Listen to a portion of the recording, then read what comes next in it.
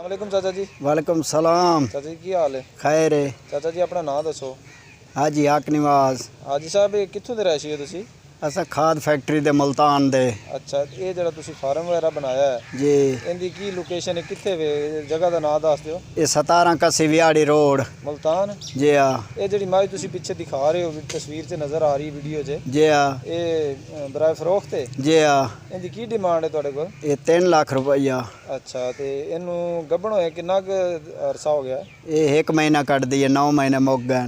अच्छा ये केड़ी नस्ल दी मज है? ये नीली दी।